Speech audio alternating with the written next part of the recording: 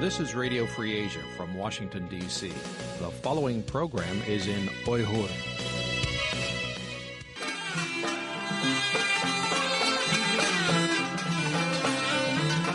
Erkin Asya Radyosu. Erkin Asya Radyosu.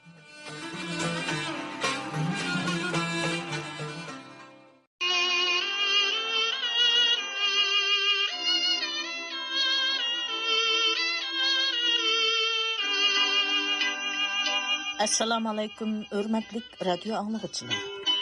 Anlayatqanlar Erkin Asya Radyosu'nun 28 oktyabr düşenbe gündeki Uygurca anlatışı.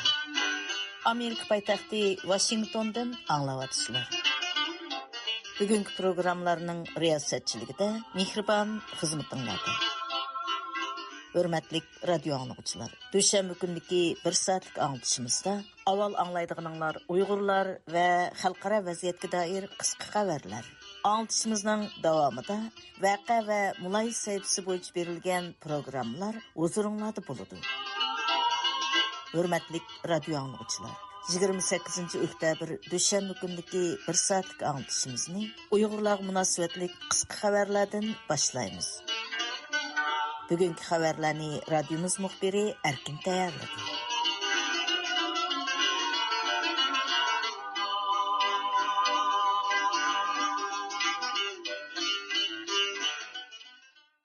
Yaponiyaning 2023-yili 4-oyda o'tkazilgan parlament saylimida muhojiratdagi Uyg'urlardan tunji qitim bu davlatning parlament a'zoligiga saylangan Arfiya eri 27 oktyabr yakshanba kunidagi umumiy saylamda Liberal Demokratlar partiyasidan qaytib parlament a'zoligiga saylangan. Arfiya eri Yaponiyaning 23-yildagi parlament saylimida Liberal Demokratlar partiyasidan nomzodlik ko'rsatilgan. Ayni vaqtda Yaponiyaning Liberal Demokratlar partiyasidan bo'lgan sobiq bosh ministri Fumio Kishidaning qo'llashiga erishgan.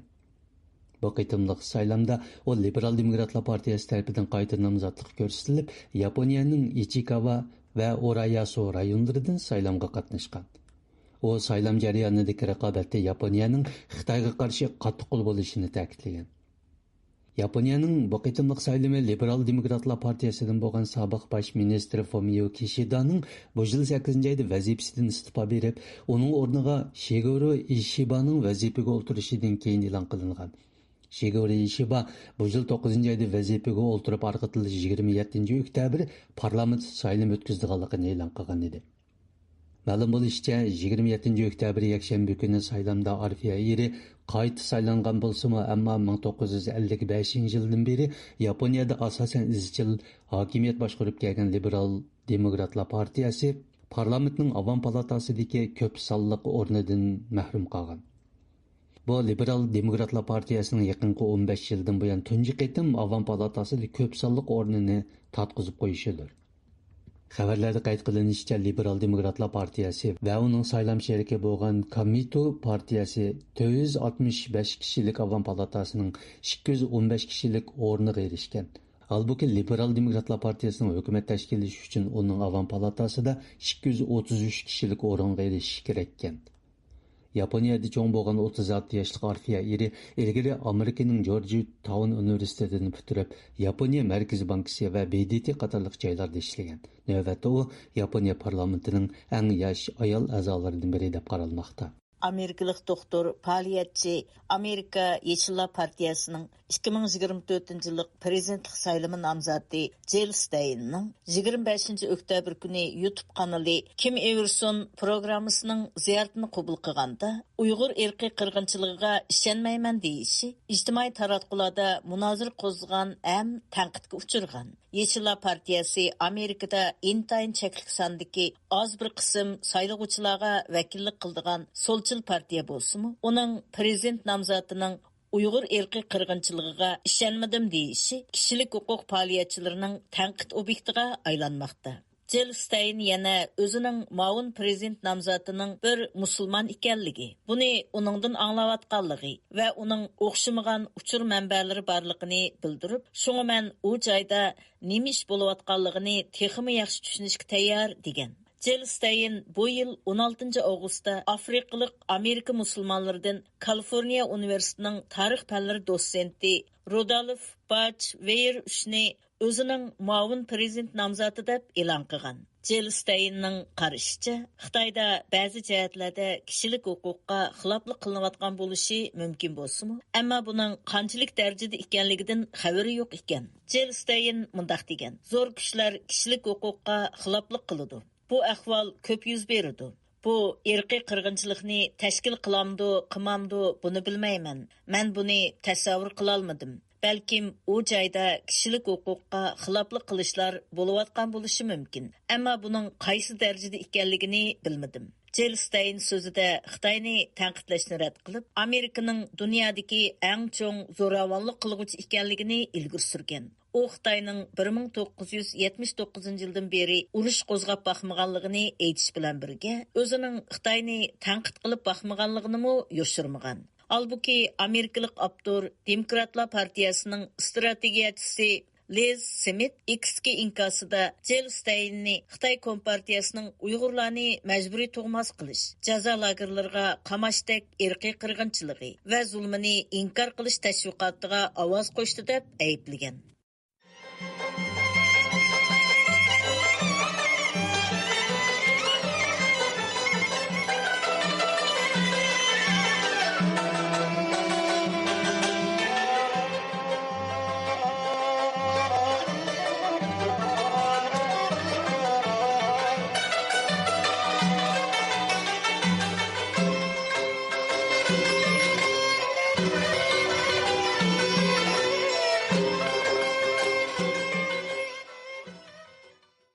Uyghur elini Xitoyning strategik ochliq bexatarligiga kapolat qilish bazasiga aylantirish plani bo'yicha tarixchilik maydonlarini ichish Pamir egizligidagi Toshqo'rg'onga kengaygan.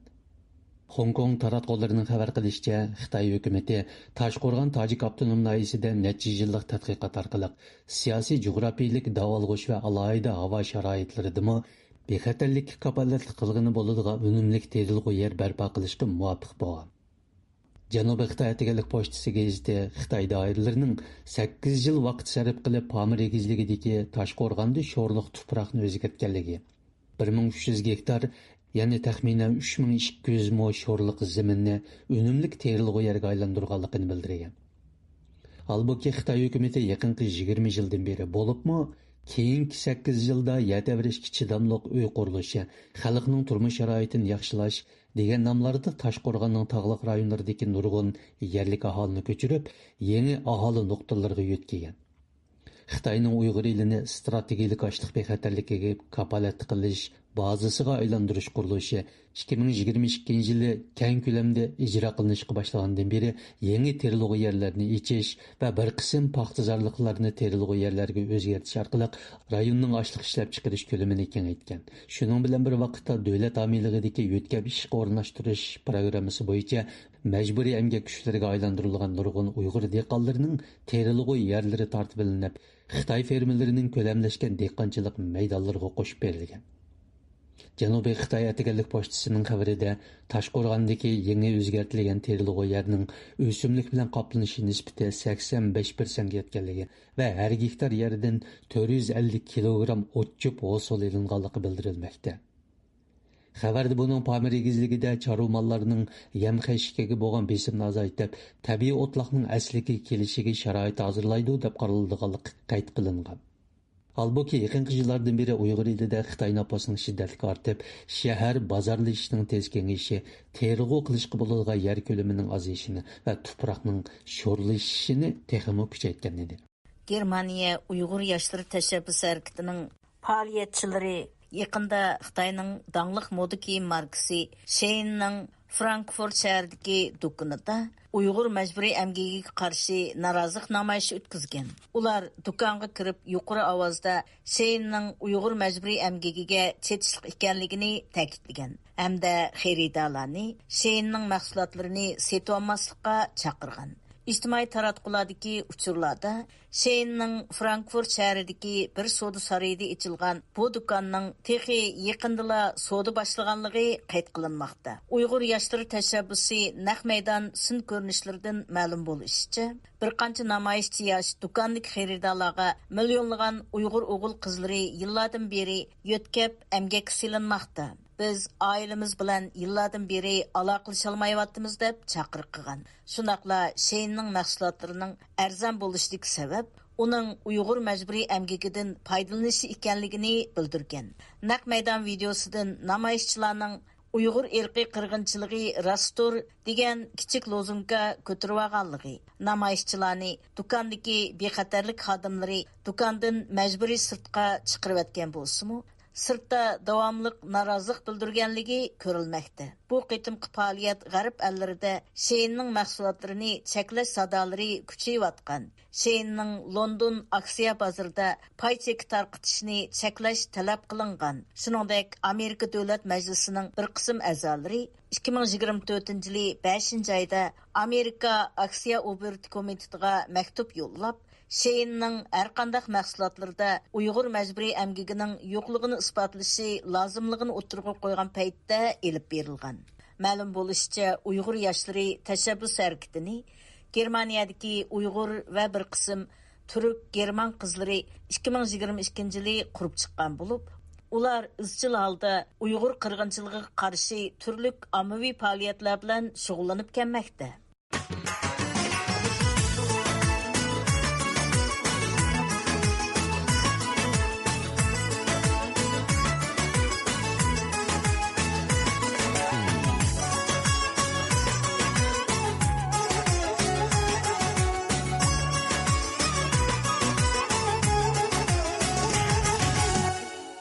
Xitayning sanoat ishlab chiqarishidan oladigan foydasi COVID-19 virusi yuqumidan beri tez suratda azaygan. Xitoy Davlat statistika idorasining sonliq ma'lumotidan oshkorlanishicha, bu yil 9-oy Xitoyning sanoat ishlab chiqarish foydasi COVID-19 virusi yuqumidan beri eng tez azaygan bir oy bo'lgan. Amerika CNBC kanalining vaqtdagi xabarida Xitoyning bu yil 8-oydagi sanoat ishlab chiqarishidan olgan foydasi 17,8% azaygandan keyin 9-oyda texmi shiddatli azayib, o'tgan yilning o'xshash mezgilligidan 27,1% tövallanganligi. Bu Xitoyning sanoat ishlab chiqarishidan olgan foydasining 2020-yil 3-oydan beri eng ko'p tövallishi hisoblanganligi bildirilgan. Xabarda qayd qilinishicha, Xitoyning sanoat ishlab chiqarishidan olgan foydasi 2020-yil 3-oyda 37,9% tövallangan ekan. Lekin bu qitimqi tövallash Xitoy iqtisodiy kasotlashib, ishsizlik ortgan, Xitoy umumiylik bozori krizisga patgan bir paytda maydonga kelmoqda. Xitoy hukumati yaqinda iqtisodni qutqizishning bir qator tadbirlarini e'lon qilgan bo'lsa-mu, lekin buning Xitoy iqtisodini qutqizishda qanchalik unumli rol o'ynashi yana gumon qo'zg'ab keldi. Xabarlarda Xitoy mamlakat xalq qurultayining kelar oyning boshlarida yig'in ichib, iqtisodni qutqizishning konkret tafsilotlarini e'lon qilganligi qayd qilinmoqda. Xitoy Davlat statistika idorasi yaqinda e'lon qilgan yana bir sonliq ma'lumotida Xitoy iqtisodining 3-fasldagi ishish sur'ati 4,6% tushib, plandagi 5%ga yetmaganligini bildirgan.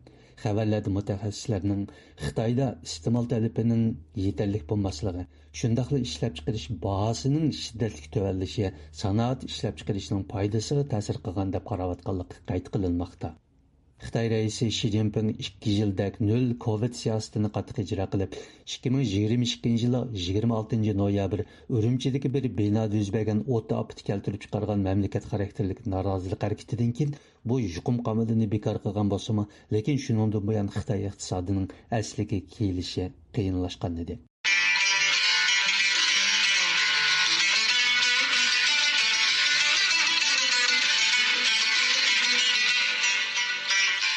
Hürmetlik radyo anlayıcılar. Erkin Asya Radyosu'nun 28. oktyabr Düşenli gündeki Uygurca anlatışı davamlaşmakta. Ben bugünkü program riyasetçisi Mikroban. Yukarıda kısa haberlerini anladımlar. Növette vaka ve mulay sebepsi boyunca verildiğin anlatışımızı başlayınız. Bugün bunun da radyomuz muhbirleri ve ihtiyari muhbirlerimizin tayarlışıda Uygurlar vaziyeti ve halkara iqlim meselelerine dair tepsili haber analizi, sohbet, obzor qatarlıq programlar diqqətinizdə bulundu. Hürmetlik radyo anlıqçılar, növətdə diqqətinizlər, bugünkü məxsus sayıtlar boyunca verildiğin anlatışımızın təfsilatı da bulsun.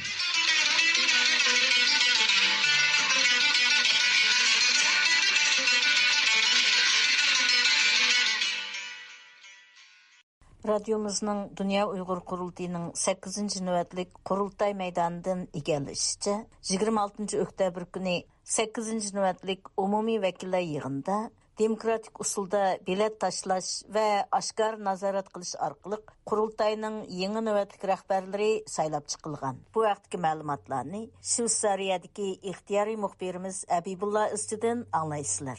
26 oktyabr günü Bosniyada içilayotgan Dünya Uyg'ur Qurultayı 8-ci növbətlik umumiy vəkillər yığınida 8-ci növbətlik Qurultayning rahbarlari saylab chiqildi. Bu qitimqi saylamda Turg'unjon Alovudin Qurultay raisligiga, Erkin Ahmadov, Zumratay Erkin, Abdurashid Abdulhamidlar muavin raislikka, Roshan Abbas bo'lsa Qurultay ijroiya komiteti raisligiga saylab chiqildi. Dünya Uyg'ur Qurultayı sobiq raisi Dulqin Aysa bu haqda bu saylamning noiti demokratik va chet ellik kuzatuvchilarning nazorati ostida olib berilgan bir saylam bo'lganligini bildirdi. Bu 8 növbətlik Dünya Qurultayının yangi rahbarligini saylash xizmati noiti muvaffaqiyatli oxirlashdi. Har xil hujumlar, har xil tahdidlar, har xil besimlar bo'lib bizmi biraz endişeli bo'lgan internetlar uzilib ketdi. Chunki biz tunji qatim yangi bir islohotni qo'ydik yana vakillar ichidan o'z nomzodini ko'rsatganlar ne elektronlik ovoz berish orqali bugungi texnologiyadan foydalanib,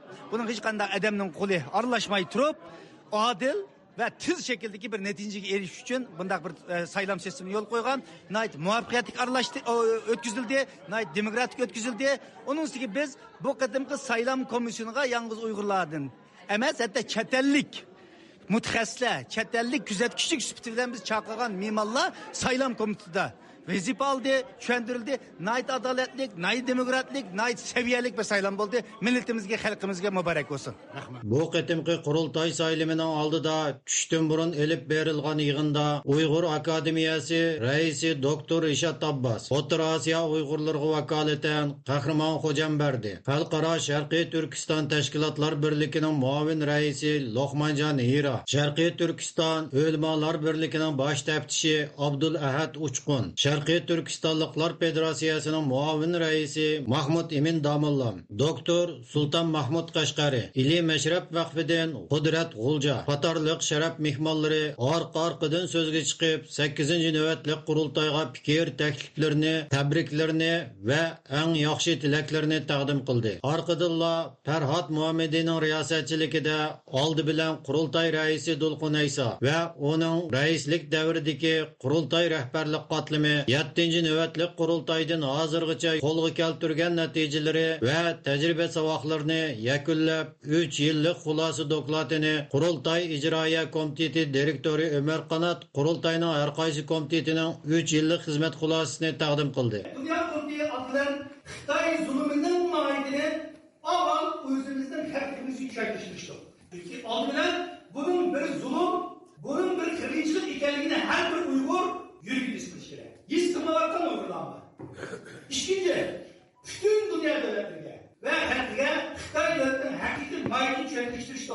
Biz için bir taşkil yapılan... Sabiq rais Dulqin Aysa so'zda 7-ci navbatlik qurultayning Sharqiy Turkiston davosini xalqaralashtirish va Uyg'ur irqiy qirg'inchiligini to'xtatish uchun elib borgan faoliyatlarini qisqacha eslab o'tdi. Orqadilla Dulqin Aysoning riyosatchiligida 7-ci navbatlik qurultayda saylab chiqilgan Dünya Uyg'ur Qurultayı rahbarlarining istiqomnomasi topshirib olinib, ularning oldingi 3 yilda ko'rsatgan fidokorliklari uchun taqdirnoma berildi. Shundaqla 8-ci qurultayning saylam nazoratchiligi uchun Oliy Divan heyeti qurilib, saylam tartibi va rahbarlik nomzodlari tizimligi e'lon qilindi. Bu qitimqi saylamga O'rta Osiyodagi qurultay vakillari kelolmaganligi sababli saylam tor orqali ovoz berish shakli bilan elib berildi. Kashlik tomoqdan keyin e'lon qilingan saylam natijasida 7-ci navbatlik qurultay ijroiya heyeti muavin raisi Turg'unjon Alovudin qurultay raisligiga, Qozog'istondan Erkin Ahmadov, Dünya Uyg'ur Qurultayı xalqaro munosabatlar direktori Zumratay Erkin, Dünya Uyg'ur Qurultayı vaqfisining raisi Abdurashid Abdulhamidlar 8-ci navbatlik qurultayning muavin raisligiga saylandi. Markaziy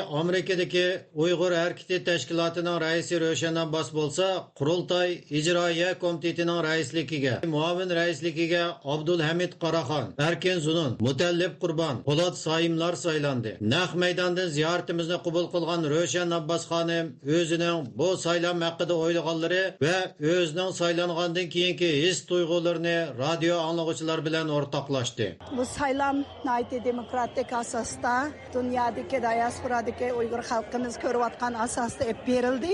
Da'vo sepidan undaq bir vazifani qabul qilish, mas'uliyatni ko'paytirish va yukimizni texmi ig'irlatish deganlik. Ammo azaldan Xitoyning ig'ir besimlari ostida yashayotgan bir Sharqiy Turkiston da'vogari bo'lish suhbatim bilan men buni sharaf deb his qilaman. Erkinlik, mustaqillik, har bir Uyg'urning izzat, hurmati bilan erkin yashash deganlik, bu erkinlik, mustaqillik uchun badal to'lash deganlik. Inshaalloh bu yangi vazifa bilan to'laydigan badallarning hammasini to'lar. Oldimizga qarab mingib, vatanimiz va xalqimiz uchun xayrlik bo'lg'usi va bundan keyin yana texmo tirishchanlik bilan vatan millat uchun xizmat qilamiz deganlik deb o'yladim vazifani olganligimni. Shu hayajon bilan inshaalloh bugundan boshlab Allohdan shu vazifaningki uddasidan yaxshi muvaffaqiyatli holda chiqishni umid qilaman va shuning uchun tirishman. Qurultayning bosh taftishligiga bo'lsa Abdukerim Abdurahmon, Qurultay fondining raisligiga Qurultay Berlin ishxonasining direktori G'ayur Qurbon, Qurultay Yoshlar komitetining raisligiga Shveysariya Uyg'ur jamiyatining raisi Rizvanay Ilhom, Ayollar komiteti raisligiga Germaniyadan Halima Abdukerim, Ichki ishlar komiteti mudirligiga Belgiyadan Akbar Tursun, Diniy ishlar komitetining mudirligiga Taklamagan Uyg'ur nashriyotining direktori Abdul Jalil Turan, Madaniyat komiteti mudirligiga Norvegiyadan Mo'minjon Rahman, Sayya komiteti mudirligiga Shveysariyadan doktor Andili Mamatkerim, Ekologiya komiteti mudirligiga Angliyadan Gulmira Bardosh, Xitoy ishlari komiteti mudirligiga Yaponiyadan Saud Mehmet, Kishilik huquq komiteti mudirligiga Kanadadan Kavsar Komil, Qonun komiteti mudirligiga Avstraliyadan Mahmad Jalabchi, Muhojirlar komiteti mudirligiga Gollandiyadan Odiljon Abdukerim, Tashviqot komiteti mudirligiga Qurultay televiziya riyosatchisi Iftixor Abdurashid, Tadqiqot komiteti mudirligiga Yaponiyadan Muxtar Abdurahmon, Nashriyat komiteti mudirligiga Kanadadan To'yg'un Abduveli, Tantarbiya komiteti mudirligiga Turkiyadan Dilshod Barishchil saylanib, bu qitimqi qurultayda vazifa olgan ayollar va yoshlar ko'p sonliqni tashkil qilgan holda 8-navbatli qurultayning rais va muavin raislari, har qaysi komitetlarning rais mudirlari bekitilib chiqildi. Bu munosabat bilan 8-navbatli qurultayning raisi Turg'unjon Alovuddin o'zining bu saylam haqidagi ta'siroti va bundan keyingi nishonlar haqida ko'z qarashlarini radio anglag'uvchilar bilan o'rtoqlashdi. Ben hazır naiti hayajan ilkidimen. Çünkü Dünya Uygur Kurultayı'nın reisi buluş bu naiti eğer naiti şereflik bir vaziyet. Kırda vatanımızın azat buluşu, müstakil buluşu bu görüşümüzde bu naiti mühim. Kurultayını tekmo ilgar, texmi demokratik şekilge ekiliş bulundukkin davamlıqtırışımız. Bosniyada açılgan bu 8-navbatli qurultayning saylimi, Xitoyning besimi, parakandichilikleri ve terörlük tehditlerine qaramay, bugunmi o'xshashla Türkiye, Amerika, Angliya qatorliq davlatlarning ba'zi diplomatlari, axborotchilarning qatnashishida Sarajevo soqchi idorasi va Bosna alayda harakat qismining yuksak sezgurlik bilan qo'g'dish ostida dag'dug'liq holda elib berildi. Bu programni Shveysariyadan Habibullah Izchi tayyorladi.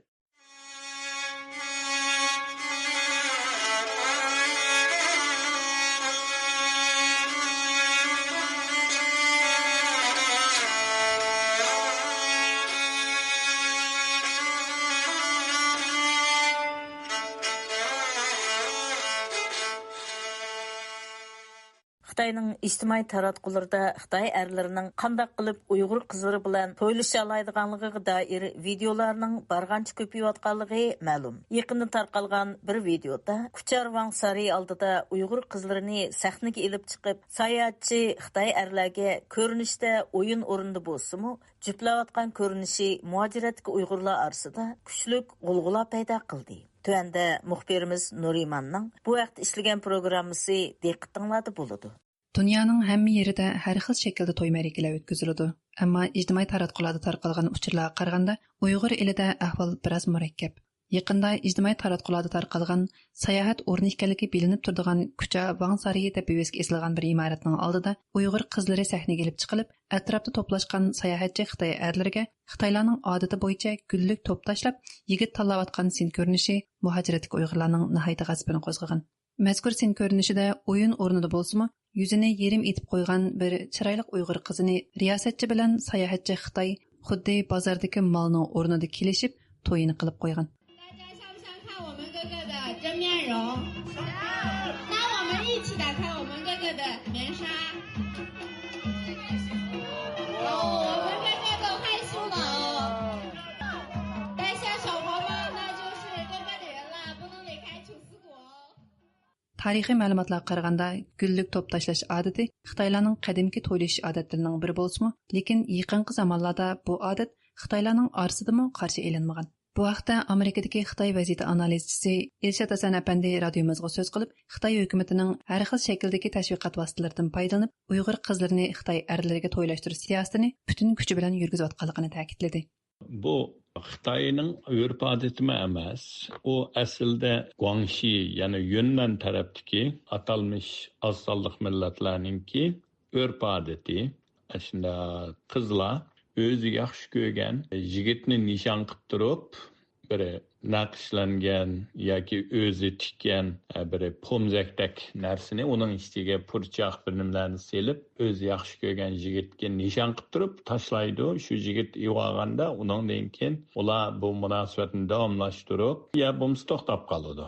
U deganlik o tashildi, terib oldi, shuni ular o qiz uning bo'ladi degan bu Xitoyningki burumilgan tushunchasi. Buni hamda akilib bugungi kunda Uyg'urlarga Xitoy madaniyati deb tengishi, mana degan vaqtida bu Xitoy hokimiyatiningki majburiy Uyg'ur qizlarini Xitoyga nikohlashtirish siyosatiga uygun kelganligidan, bu yerda Xitoyni oldiga tizib qo'yib, Uyg'ur qizlarini buni tashlag'izib, o Xitoylarga mana degan vaqtda bu bir zulm. Yana Uyg'ur milliy qirg'inchilikning yana bir pardozlagan shakli desak bo'ldi. İctimai taratqularda g'ulg'ulaga sabab bo'lgan yana bir video bo'lsa, bir Xitoy YouTuberning tipik Uyg'urcha yasangan ikki Uyg'ur qizi bilan o'tkazgan suhbat xotirasi. 可以找汉族小伙子结婚吗？可以，可以，可以的，挺多的。你觉得是汉族小伙子身上哪一点你们是最喜欢的？ Bu videoda o'rta yoshlik bir Xitoy Uyg'ur qizlarining Xitoy erlarining qaysi tarafini yaxshi ko'rdiganligi, agar Uyg'ur qiz to'y qilsa, to'y qoidalarining qanday bo'ladiganligini so'raydi. Qizlar bo'lsa, Xitoy erlari bilan Uyg'ur erlarini selishtirib, Uyg'ur qizlarining Xitoy erlariga to'y qilishni xohlaydiganligini aytadi.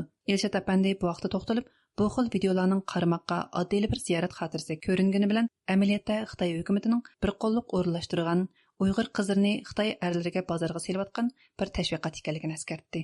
Uyg'ur qizlariningki o'zining yigitlarini qaloq ko'zitish, masalan, shu videodagidek Uyg'ur er kishilari ayollarini aymaydi, xotin qizlarini aymaydi, bola boqmaydi, tomoq etmaydi, yordamlashmaydi, ota-onasining bizga ayoliga tashlab qo'ydi. Xuddi bir Uyg'urningki er yigitlari bir tayyatab parazitdak ko'zitish orqali Xitoylarni maqtash, shu orqali Uyg'ur qizlarini bir xil Xitoyga amroq ko'zitish. Bu hammasi maxsus qilingan programma. Hukumatningki qo'li bor bu yerda. Qarashda bir shaxsiy Xitoy o'ltirib ularni ziyorat qilganda ko'ringan bilan, bu hammasi Xitoyning tashviqot organlarining o'rinlashtirishi. Shu usulda mana degan vaqtida bizning millatning iftixorini, g'ururini sundirish orqali millatni manqurut qilish, xitoylashtirish, mayli har qanday bir ota-onaga, erkakka, bir yigitga, hammamizga qilingan haqorat. Bu maqsadli berayotgan bir tashviqot. Bu tashviqot orqali Xitoy Uyg'urning xotin qizlarini xuddi bozordagi mollardek pulga setish. 2017-yili 2-oyning 21-kuni Tangirtog' to'g'rida Aynurgul bilan Tian Changshengning to'yiga muborak bo'lsin degan lozung esilgan to'y murosimi haqidagi bir suratli xabar e'lon qilingan edi. Va shuningdan keyin Uyg'ur qizlarining Xitoy erlari bilan to'ylashtirilgan xabarlari uzluksiz ko'paygan. Uyg'ur kishilik huquq qurilishining tadqiqotchisi Henry Shajevski yuqorida tilga ilingan ikki video haqida so'z qilib, buning haqiqatan ichinishlik bir ahvol ekanligini bildirdi.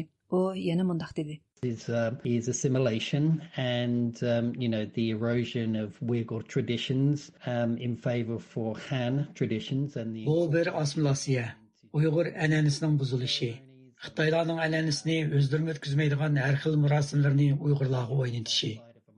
Ya'ni shuni deyishim kerakki, bu ikki video boshdan oxir Uyg'ur millati qilingan haqorat bilan to'lgan. Odatda mustamlik qilingan rayonda shunday ahvol yuz berdi. Ya'ni shu an Uyg'ur elida Uyg'ur ayollarning badani mustamlikchi Xitoy erlarining mustamlikisining bostirishining bir parchasiga aylangan. Demakchimanki, bu yerdagi harakatlantiruvchi kuch aniq. Bu yerdagi munosabat millatlar orasidagi munosabat emas, balki hukmronlik huquqiga ega bo'lgan mustamlikchi erlar mustamlik ostidagi ayollarning kuch o'tirsidagi munosabat. Bu xil usul orqali hukumat bevosita Xitoylarni Uyg'ur eliga ko'chman bo'lishga rag'batlantirdi. Uyg'ur ayollar badanini bozorga silish orqali ularni muqim o'ltiraqlashtirdi. Mushundaq tadrijiy holda mustamlik qilishni kuchaytirdi. Bu ahvol kishini andishaga soladi. Yana bir qo'shimcha nuqta shuki, ashundaq videolarni ishlagan Xitoylar mushundaq mazmunlar orqali qo'shilib pul topadi. Has the Han individual who's obviously even profiteering from this as well by creating content out of it. Hammaga adolat tashkilotining Washington alohida rayonidagi direktori Xana Zubayri xonim bu yil 3-oyda e'lon qilingan Sharqiy Turkistondagi ayollarga qilingan vahshiylik nomli dokument haqida radiomizga qilgan so'zida ishg'olchilar, ya'ni mustamlikchilarning oldi bilan o'zi besib olgan ashu jamiyatning ijtimoiy rishtasini buzishga urinadiganligi. Shuning uchun jamiyatning jon tomirini tutib turadigan ayollarni vayron qilishdan boshlaydiganligini aytgan edi. Henry Shajevskiy oxirida mundaq dedi. One time, I read that even, there was this sense, even though that they were occupied by Han and the Chinese Communist Party. Ben bir yerde Uyg'urlarning gerçi Xitoylar va Xitoy Kompartiyasi tarafidan ishg'ol qilingan bo'lsa-mu, ularning badanining mustaqil ekanligini his qilganligiga doir bir yozma o'qigan edim. Bo'libmi islom aqidasi bo'yicha yashagan Uyg'urlarda badanga hurmat bilan muomala qilindi. Bu aniqki aroq ichmasliknimi, qiz ayollarning badanini yotlardan qo'g'dishni o'z ichiga oladi. Bu aqida din bilan munosabatli deb qaralsa-mu, men buni Uyg'urlarning badanini Xitoy Kompartiyasidan mustaqil tutish yo'li deb qarayman. Ularning badani Xitoylar va Xitoy Kompartiyasi chiqolmaydigan rayon edi. Ular gerçi Uyg'urlarning yerini egallab olgan bo'lsa-mu, badanini egallamagan edi. Ammo hozir ko'rayotganimiz bo'lsa, Xitoy erlari, Xitoy Kompartiyasi Uyg'ur ayollarining badani orqali bu to'saqni buzib tashlagan. Bu badallar hamda Uyg'urlarga tava emas. Ular Xitoylar va partiyaga mansub. Aytganimizdek, mustamlikaning bir shakli. These bodies no longer belong to Uyghurs. They belong to Han and the party.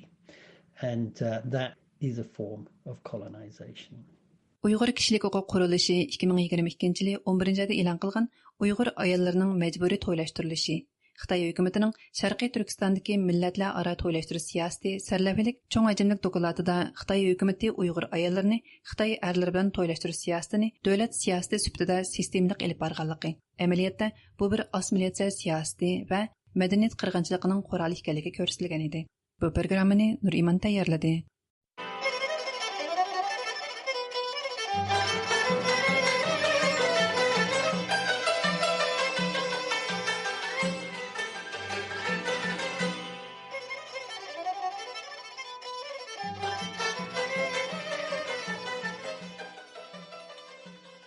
Dünya Uyghur Qurultayının 8-ci növbətlik vəkillər qurultayı jarayonida Malayziya musulmonlarga vakalatan qurultayga qatnaşqan diniy yetakchilar radiomuzning maxsus ziyoratini qabul qildi. Hamda Malayziya musulmonlarining Uyg'urlarga bo'lgan salomini yetkazdi. Shuning bilan birga Malayziyadagi Uyg'urlar masalasini cho'rdigan ba'zi yuzlanishlar haqida tushuncha berdi. Tuanda muxbirimiz Aziz va Jumaning bu vaqtdagi tafsiliy ma'lumotlari diqqatinglarda bo'ladi. Sarayevo şəhərdə çağırılıyotqan Dünya Uyğur Qurultayının 8-ci növbətlik qurultayının qoşma fəaliyyəti qırğınçılıq haqidagi ilmiy muhokama yig'ini bo'lib, yig'inning xalq harakatida o'zaro hamkorlikning kuchi temasidagi muhokama bosqichi alohida diqqat qo'zg'adi. Malayziya Musulmon yoshlar harakatining raisi Ahmad Fahmi Muhit Shamsiddin yig'inda so'z qilib, Malayziya musulmonlarining Uyg'urlar haqidagi himoyagarlik ahvoli haqida to'xtaldi. Mazkur tashkilot Malayziya musulmonlarining Uyg'urlar haqidagi tushunchisini kengaytirish va cho'nqurlashtirish uchun Uyg'ur faoliyatchilaridan Umar Qanot, Abdullakim Idris qatorliqlarni Malayziyaga taklif qilgan. Shundaqla ularga Uyg'urlar haqida leksiya so'zlash, Malayziya hukumat amaldorlari bilan uchrashish degandek fursatlarni yaratib bergan. Ahmed Fahmiyning qarashicha, Xitoy bilan Malayziya o'rtasida g'oyat zo'r miqdordagi savdo munosabati mavjud. Yana kelib Xitoy 10 yildan beri izchil Malayziyaning eng chong savdo sherigi bo'lib kelgan. Yana bir yoqdan Xitoy fuqarolari vizasiz Malayziyada bir oy turishga bo'ladiganligi uchun yilga millionlab Xitoy sayohatchilar Malayziyaga kelib ketadi hamda g'oyat zo'r miqdordagi sayohat kirimi hosil qiladi. Shu sababdan Uyg'urlar masalasini Malayziyada kun tartibga olib chiqish ko'p taraflama masalalarga chetilgan bakmon nozuk bir hodisa. Yana bir yoqdan Xitoy hukumati zo'r miqdorda moliya kuchi va odam kuchi sarf qilish badaliga Malayziyada Xitoyparastlikka keng tuproq hozirlashga o'tgan. Buning eng ro'shan bo'lgan ifodalaridan biri Malayziya prezidenti Anwar Ibrahimning yaqinda Mahdi Hasan bilan bo'lgan ochiq suhbatda oshkora holda Uyg'ur qirg'inchiligini inkor qilishida aks etgan. Many people believe what's happening in Xinjiang with the Uyghurs is also a genocide. I dispute that. In a world where there's so much deficit, trust deficit, contradictions, hypocrisy. Malayziya Müslüman yoshlar harakati bo'lsa, dal mushahil Xitoyparastlikka qarshi chamisining yetishicha namoyishlarni uyushtirib, o'xshamagan tashviqot urushi qilib kelmoqda. Ahmed Fahmiy bilan birlikda bu qatimqi qurultayga kelgan yana bir kishi Malayziya Dunyo tashviqot jamiyatining raisi Muhti Xayrul Anwar Ismoil bo'lib, Malayziyada Uyg'ur davosini anglatishga tegishli his qo'shib kelmoqda. Ular bu jihatda Malayziya bosh ministri Anwar Ibrahimning Uyg'urlar duch kelayotgan zulm va qirg'inchilikni inkor qilish mavqesidan butunlay farqli bo'lib, radiomizning maxsus ziyorati jarayonida bu nuqtani alohida eskartdi. Basically he denied that what's happening in Prezidentimiz Anwar Ibrahimning bu so'zlari muhojiratlik Uyg'ur jamoati shundaqla Amerika va boshqa joylardagi tashkilotlarni bakla hayron qoldirdi. Nemishqa desangiz, Anwar Ibrahim prezident bo'lishdan ilgari Uyg'ur davosini qo'llab kelgan. Ama prezident bo'libla Xitoyni qo'llashga o'tdi. U nima shunday qildi? Uyghur cause before he was prime minister, but after he became the prime minister, he just sided with the Chinese government. Why? I think still, for me personally, knowing him personally, he's among the. Ben bu kishini shaxsan yaxshi bilaman. Shu suhbatdagi favqulodda minutlarda bu zot o'zining bu masaladagi mavqesini to'liq ifoda qilishga iloj qilolmay qolgan bo'lsa kerak deb o'ylayman. Albatta bu xil mavqeni to'g'rilash kerak. Ammo bizga o'xshash bu masaladan to'liq xabardor kishilar bu vaqtda u kishiga va uning ishxonasiga bu vaqtda tushuncha beramiz. U joyda qirg'inchilikning bo'layotganligi rost bo'lgan ekan, bu vaqtda texnik ko'p muhokamalar bo'lishi kerak. Demakchi bo'g'inim, Malayziya bilan Xitoyning munosabati hozir bakmon nozuk bir holda turibdi. Shunga hukumat qilmagan bu ishlarni biz qilishga tirishyapmiz. So what do you think that he would have been done differently instead of like denying it totally? So when he denied the Uyghur genocide is taking place, is ongoing. Amaliyotda bu bek oddiy bir savol.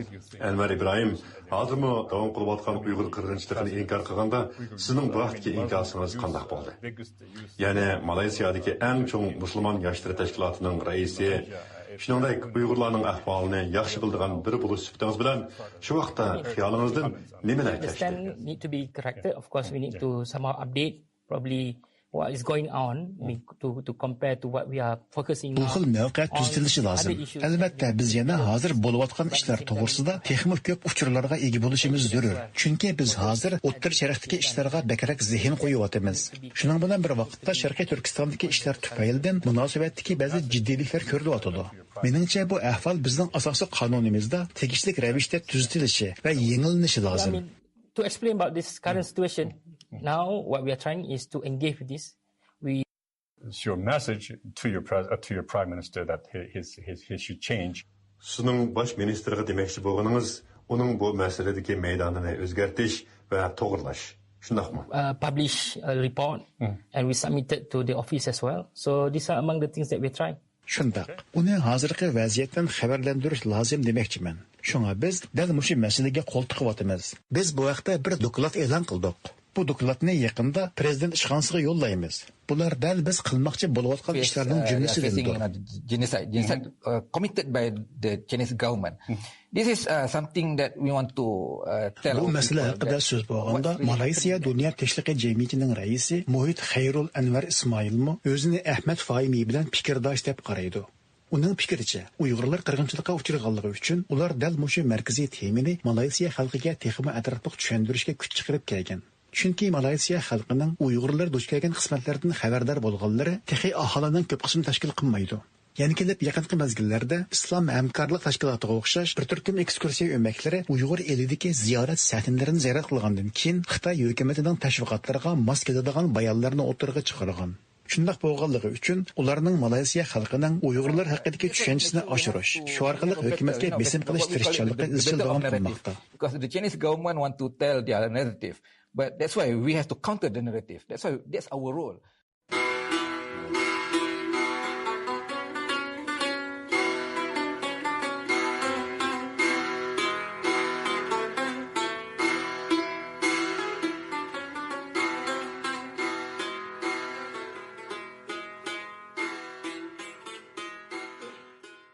Uyghur Abdunum rayonundan bağan bir ömek, ötken hafta Yaponiya ve Koreyada bir haftalik ziyaretli bulup, Xitayning şu dövlətdeki elçixanları bilan birlikte Şinjan hikayesini yaxşı sözləş təşviqatını qanat yaydırgan. Undaqda növətdə Xitayning Uyghur irqi qırğınçılığını inkar qilish uchun dövlət sırtıq qadar kengaytıyatqan bu türdeki fəaliyyətləri Yaponiyada qanchalik ta'sir paydo qila olishi mumkin? Tövəndə öz muxbirimiz Şadiyanın bu vaqtki programmasiga diqqat bergaysizlar. Uyghur Abdunum rayonluq siyasi maslahat kengashining raisi Nurlan Abdumanjin yetakchiligidagi bir o'mak o'tgan hafta Yaponiya bilan Janubiy Koreyada ziyoratda bo'lgan. Ular bu qitimliq ziyoratda shu davlatlardagi Xitoy elchixonasi bilan birlikda rangdor Şinjan temisidagi faoliyat elib berib, Şinjan hikoyasini yaxshi so'zlash tashviqotini qanot yaydirgan. Qozoq millatidan bo'lgan Nurlan Abdumanjin boshchiligidagi bu o'makning 14-oktyabrdan 19-oktyabrgacha Yaponiyaning Osaka va Janubiy Koreyaning Seul shaharlarida ziyoratda bo'lishi Uyg'ur elidagi amaldorlarning tunji qitim chet elda diplomatik yo'l orqali elib borgan Şinjan hikoyasini yaxshi so'zlash tashviqoti hisoblanadi. Vaholanki bu faoliyat Yaponiyadagi rasmiy axborot vositalarida tilga ilinmagan. Navbatda Yaponiyadagi Uyg'ur masalasiga diqqat qilib kelayotgan siyosiy faoliyatchilar Xitoyning bu qitimliq do'stlik hamkorlik safarining mohiyatda ularning kutganidek Yaponiya Xitoy munosabatiga ijobiy ta'sir ko'rsatilmaydiganligini, shuningdek Xitoyning Uyg'ur irqiy qirg'inchiligini oqlash g'arazlariga yetilmaydiganligini ilgari surmoqda. Yaponiyadagi aktiv siyosiy faoliyatchi Sato Takashi apandining qarashicha, mazkur o'makning Yaponiyaning Osaka shahridagi bu qitimliq ziyorati Yapon xalqining Xitoyga qarshi kayfiyati kuchaygan vaqtga to'g'ri kelgan bo'lib, Yaponiyada hech qanday ta'sir qo'zg'ay olmagan. U mundaq dedi: 政治協商会議のウイグル代表来日と大使館主催の多彩新疆というイベントでのスピーチについては Yaponiyada Xitoyning Uyg'urlarga artilgan zulm va bostirishni ayblaydigan norozilik kayfiyati nihoyat kuchli. Shunga bu o'makning Yaponiya ziyorati va Xitoy elchixonasida o'tkazilgan rangdor Şinjan temisidagi faoliyati Yaponiyadagi norozilik kayfiyatini besish uchun uyushtirilgan ko'zbo'yamchilik deb o'ylayman. Undan boshqa ularning Yaponiyani tanlashidagi yana bir sabab bo'lsa, Yaponiya 1989-yildagi Tiananmen voqeasidan keyin g'arb davlatlari yurgizgan iqtisodiy jazoni eng boshda bekor qilgan davlat. Hozirmi Yaponiyaning iqtisodiy sohasida Xitoyparastlik xeli ko'p. Shunga Xitoy ularni qiltaqida sitish oson deb qaragan bo'lishi mumkin. Ammo bu ziyorat Yaponiya matbuotlarida xabar qilinmadi. Shundaqla ularning faoliyati avom fuqarolarining Xitoyga bo'lgan bahosi eng nacharlashga mazgilda elib berildi. Shu sababdan u hech qachon ta'sir paydo qilmaydi deb qarayman. また一般の日本人の対中感情は最悪の状況なので影響はほとんどないと思います。 Xinhua to'rining 21 avgustdagi xabariga qaraganda Nurlan Abdumanjin Yaponiyadagi ziyorati mezgilida Şinjanni qo'lga keltirgan zo'r muvaffaqiyatlarni tashviq qilib, Şinjan haqidagi har xil yolg'on, salbiy gaplarni rad qilib, Şinjanning ichitilgan yangi obrazini namoyon qilgan. Yaponiya Uyg'ur jamiyatining bosh kotibi Ahmadjon Letip apandining bildirishicha, hozir Yaponiyada avom xalq, matbuot va hukumat orasida Uyg'ur masalasiga qarta Xitoyga norozilik bildiradigan ham ayiblaydigan ko'z qarashlar kun sayin ishiyotgan bo'lib, Xitoy o'zini oqlab bo'lolmaydigan darajadagi patqoqqa patgan. Yana bir tarafdan Xitoy o'z ichida Yaponlarga qarshi o'chmanlik o'tini ulg'aytgan bo'lib, Xitoyda yashayotgan yapon fuqarolarining Xitoy tarafidan töhmatga va hujum qilishiga uchrash, hatto o'lim voqealarining kelib chiqishidek fojialarning ko'plab yuz berishi yaponliklarning Xitoyga qarshi noroziligini yuqori pallaga chiqargan. Xitoy dal bu norozilikni pasaytish uchun bu o'makni Yaponiyaga avatgan bo'lishi mumkin ekan. Xitoy elchixonasi hozirgacha bir qancha qatim Uyg'urlarninki nihoyatda baxtli yashayotganligini tashviq qildigan tashviqot faoliyatlarini to'r orqali bir qancha qatim hozirgacha uyushtirdi va uningdan sirt Yapon fuqarolaridan o'mak tashkillab sayohat o'rniga vatanga opirib sayohat qildirib akildigan ishlarni qilyotidi, hozirmi qilyotidi. Lekin Yaponning mayli rasmiy matbuotlarda yoki fuqarolarniki taratqularda bo'lsin, Xitoyning bu tashviqoti ko'z ko'rinarli bir önüm bermedi. Şu elçixanın içinde bir meydan teşviqat faaliyeti buğa o'xshaydi. Biz Yaponiya Uyg'ur jamiyatimi bu ziyorat to'g'risida şu elçixanınki faaliyeti tugab, Xitoy elçixonasi o'zining Twitter'larida bu to'g'risida uchur tarqatgandan keyin ondan xabar topdik. Ham agar buni Yaponiyaniki rasmiy matbuotlari ta'siri bor rasmiy tilg'ag'idek matbuotlar bu to'g'risida uchur tarqatib, ta'tir tashviqot qildigan bir ahvol kelib chiqsa, buning darhol inkos qaytirib radiya berish tayyorligida turgandik, ammo bundaq bir ahvol ko'rilmadi. Shunga bizmi ortiqcha buni g'idiqlaydigan bir faoliyatlarni ilib bormadik. Xitoy xabarlarida aytilishicha, bu o'mak Yaponiyaning sobiq parlament a'zosi va Osaka viloyatlik parlamentining parlament boshlig'i Nakatani Yasunori, Xitoy Yaponiya do'stlik elchisi va 1986-yildan buyon Xinjiang universitetida Kojima Yasuhiro o'qish yordam puli tasdiqlagan rahib Kojima Yasuhiro Osaka viloyati Yaponiya Xitoy do'stlik jamiyatining raisi hamda shu joydagi muhojirlar va Yaponiyada o'qiyotgan Xitoy o'quvchilar vakillari bilan ko'rishgan hamda ular bilan ayrim suhbatlashib, Xinjiang hikoyasini so'zlash tashviqotini ilib borgan. Yaponiya Uyg'ur jamiyatining idora hay'at a'zosi va Dunyo Uyg'ur qurultiyining Yaponiyadagi vakili Savitchan Mamat apandining radiomizga aytishicha, Xitoyning bu o'makni Yaponiyaga avatishidagi sabablardan biri iqtisodiy manfaat uchun bo'lsa, yana biri Yaponiya hukumati va jamoatining Uyg'ur masalasiga bo'lgan pozitsiyasini sinab beqish ekan. U Xitoyning bu muddaolarga yetolmaydiganligini bildirdi. Xitoylarning xabaridami buda kurashgan bir eng yuqori darajalik arbob bo'lsa bir sobiq parlament a'zosi ekanligini ko'rvog'li bo'ldi. Ma ayning oxiri Yaponiyaning parlament saylimi bo'ldi. Shu Yaponiyaningki jamiyatda Xitoyga bo'lgan salbiy ko'z qarash kuchli. Siyosiyonlar saylamga tushgan vaqtda Xitoyning amaldori bilan ko'rishni xohlamaydi. Bo'libmi bu atalmish Xinjiangdan kelgan o'makdan ko'rishni tixmi xohlamaydi deb o'ylayman. Gerçi Yaponiyaning parlament a'zolarining ichidami Xitoyparast parlament a'zolari bor. Shu saylam mazgil bo'lg'achqa bu Xitoyparast parlament a'zolarimi bu Xinjiangdan kelgan o'mak bilan kurashgisi kelmadi deb o'ylayman. Yaqinda shu Xitoylarning orasida Yaponga bo'lgan o'chmanlikning kuchayotganligini, yaponliklarni hujum qildigan ishlarni ko'payayotganligini ko'ryapmiz. Bu Yaponiyaning jamiyati nihoyat cho'ng qo'l qo'zg'adi. Chiqilgan shirkatlar shu Xitoydan chekindiganligini o'ylashayotganligini xabarlardan ko'rdik. Shunga Yapon xalqininki Xitoyga bo'lgan salbiy ko'z qarashi yaqinda o'zgarmaydi deb o'ylayman. Yapon hukumatininki bir Xitoyga yaqin siyosatni qo'llanishi notayin deb o'ylayman. Yaponiya Uyg'ur jamiyatining sobiq raisi Abdukerim Abdurahmonning bildirishicha, yaqindan buyon Yaponiyada Xitoydagi yapon fuqarolarining hujumga uchrash voqeasiga qarshi norozilik kuchaygan paytda Xitoy hukumati bundaq do'stlik, hamkorlik o'makini buningdan keyinmi avatdi ekan, lekin maqsadiga yetolmaydi ekan. Xitoyning bu xildagi faoliyat orqali o'zini oqlashga tirishayotganligi yoki o'zining jinoyatini yushirayotganligi aniq.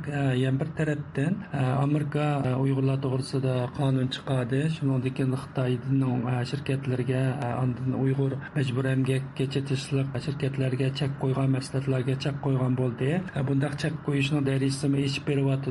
Undan keyin buningga Yevropa ergashdi. Yaponiya do'stlar buningga aniq hukumat maydonida turib buningga aniq ifoda bildi. Yoki parlamentdan Amerikaga o'xshash bir tadbir olgani yo'q, lekin shirkatlar hamda Xitoydan chekinib chiqishga boshlagan shirkatlar bor bo'ldi. Undan o'zining Xitoydagi ishlab chiqarish ko'lamini azaytgan shirkatlar bor bo'ldi. Xitoy o'zining iqtisodiy yomonlashayotgan shunday ahvolda hamda Yaponiyaning Amerika Yevropaga ergishibla o'xshash bir tadbir elishidan ansirab, shu tadbirdan kelib chiqadigan o'zining iqtisodiga bo'ladigan ziyonlardan ansirab, shuning oldin elishni maqsad qilib shunday faoliyatlarni o'rlashtirgan bo'lishi mumkin. Xitayning xabariga qaraganda, bu qitimliq ziyoratda Yaponiya taraf Xitayning Uyg'ur elida qo'lga keltirgan muqimliq, inoqlik, taraqqiyot natijalariga ijobiy baho bergan. Shundaqla 2025-2026 yildagi Xitoy, Yaponiya, Koreya madaniyat almashtirish yilini fursat bilib Uyg'ur eli bilan hamkorlikni cho'nqurlashtirishni umid qiladiganligini bildirgan. Yaponiya Asiya Liberal Demokratik İttifaqı Kengashi doimiy hay'atining mudiri, obzorchi va siyosiy faoliyatchi Miura Kotaro apandining radiomizga yo'llagan yozmachi inkosida bildirishicha, Xitoyning bu o'mikining Yaponiya ziyorati yerlik siyosat masalasi bo'lib, Yaponiya Xitoy munosabatiga zo'r ta'sir ko'rsatilmaydi ekan. U yana bu xildagi diplomatik aloqalarda Yaponiya tarafining Uyg'urlarning kishilik huquq masalasiga sal qarmasligi kerakligini ta'kidlab mundaq deydi. Osaka viloyatlik hukumat 2025 yillik Osaka Kansai ko'rgazmasini muvaffaqiyatli o'tkazish uchun Xitoy bilan do'stona munosabat o'rnatishga tirishyapti. Men albatta bu ko'rgazmaning muvaffaqiyatli bo'lishini umid qilaman. Ammo men yana Uyg'urlarning kishilik huquq masalasiga sal qarmasligimiz kerak deb qarayman. Mayli qanday bo'lmasin, meningcha bu ziyorat Yaponiya Xitoy munosabatiga zo'r ta'sir ko'rsatmaydi. Chunki bu yerlik siyosat masalasi. Hozirgi muhimlikda Xitoydagi kishilik huquq masalasiga chin dildan ko'ngil bildigan parlament a'zolarining yaqinda o'tkazilgan Avam palatasi saylamidan keyin parlamentda o'rin olish yoki ololmaslik masalasidir. Shuning meningcha Uyg'ur masalasi uchun xizmat qilgan parlament a'zolarining saylab chiqilishi texnik muhim. Yuqorida ma'lum bo'lganidek, Uyg'ur Abdunum rayonlik siyosiy maslahat kengashining raisi Nurlan Abdumanjin yetakchiligidagi bu tashviqot o'migi Yaponiya hukumatida, matbuot taratqularda va avom xalq orasida hech qanday ta'sir qo'zg'ay olmagan. Programmani Shadiya tayyorladi. Diqqatdagilarga rahmat.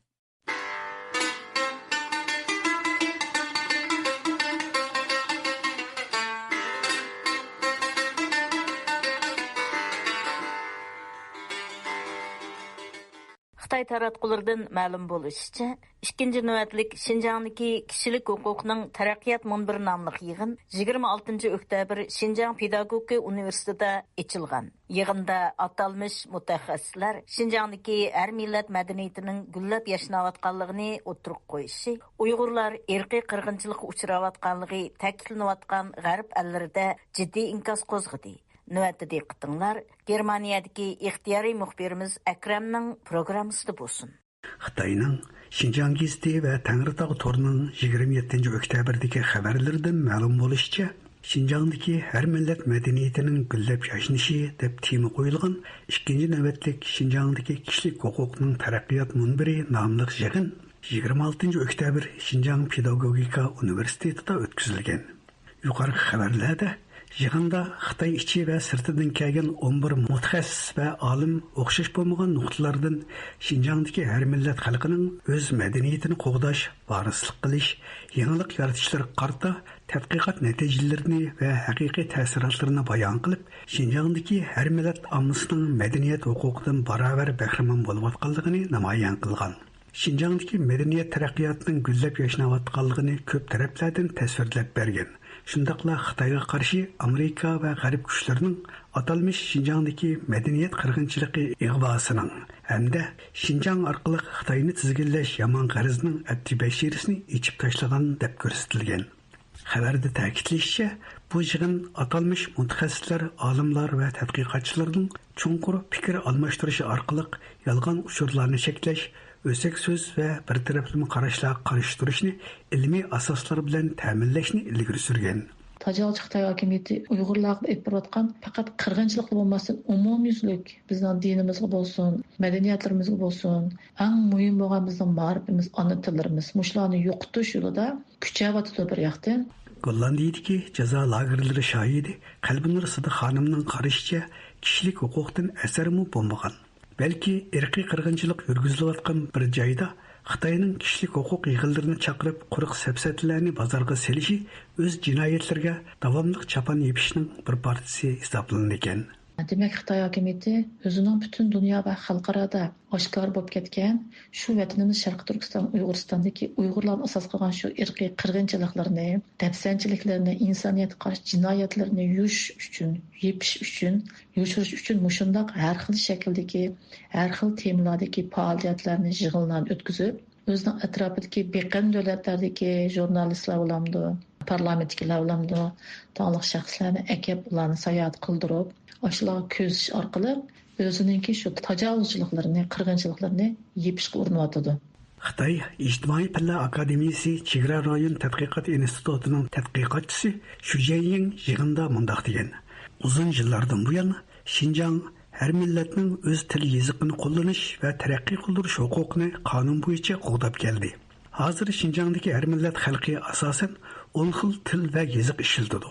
Xinjiangdagi har millat san'atkorlari ko'p xil tillarni qo'llanib, adabiy ijodiyat bilan shug'ullanishni taraqqiy qildirib, zo'r miqdordagi badiiy san'at asarlarini nashr qildirdi. Hatto muhim iqlimlarni shakllantirib, nisbatan zo'r ta'sirlar yaratdi. Masalan, yangi chegara she'riyati, G'arbiy Xitoy adabiyoti qatorliq iqlimlar buning vakil xarakterlik o'rnaklaridir. Xitoy hukumati har qaysi yerlik millatlarning o'z rayonlarida o'zining urf-odati, o'zining tili, o'zining madaniyatini taraqqiy qildirishiga izchil pasif pozitsiya tutib kelgan. Germaniyadagi Uyg'ur ziyolisi Vali Tursun apandining qarashicha, mazkur yig'inda Shu Jianying o'tirib qo'ygan fikrlar qip-qizil ko'z bo'yamchilikdan iborat bo'lib, Xitoy hokimiyati Uyg'ur tili va yoziqida ma'rif bilan shug'ullanish, ijodiyat bilan shug'ullanish, kitob jurnallar nashr qilish huquqidan Uyg'urlarni allaqachon mahrum qoldirgan. Sharq Turkistonda yaqinqi yillarda, ya'ni o'tgan asrning 90-yillardan boshlab yo'l qo'yishga boshlagan majburiy ma'rif siyosatidan keyin bolalarımızın öz ana tillarida o'qish va o'z ana tilida ijodiyat bilan shug'ullanish imkoniyatlari cheklanib uchirdi. Shuning bilan masalda keyincha tadrijiy holda Uyg'ur tilida chiqadigan jurnallar, gazetlarninki tirajlari aziyib, oxirgi vaqtda zo'r turkumdagi jurnallar va gazetlarninki to'xtab qolishiga sabab bo'ldi. Navbatda hatto Uyg'urcha chiqayotgan jurnal, gazetlar sanoqli bo'lib, bularning hammasi simvol xarakterdalar. Boshqalarga bo'lib chet ellarga o'zlarininki milliy siyosatning yaxshi ekanligini ifodalash uchun bir simvol o'rinda qo'llanish uchun qoldirib qo'ygan hisob qilmaganda, umuman Uyg'ur tilida ma'rif bilan shug'ullanish, Uyg'ur tilida ijodiyat bilan shug'ullanish, Uyg'ur tilida so'zlashish, umuman o'zining milliy urf-odati tilini qo'llanish har jihatdan zo'r darajada besim va cheklanma uchrab kelyapti. Shunlashqa yuqorqi deganning so'zlarning hammasi bo'lib, Xitoy hukumatiningki 2 Xinjiang kishilik huquqning taraqqiyot munbiri nomli yig'inda so'zlagan so'zlari butunlay yolg'on bo'lib, ko'z bo'yamchilikdan boshqa narsa emas. Xabarda yana shunday iboralarga o'rin bergan. Yaqinqi yillardan buyon Xinjiang chegara rayoni madaniyatini texmo chunqur ilgari surib, madaniyat ishlarining gullab yashnashiga turtki bo'lib, yerlik qonunlarni tuzish orqali har millat xalqining an'anaviy madaniyatining taraqqiyotiga kafolatlik qildi.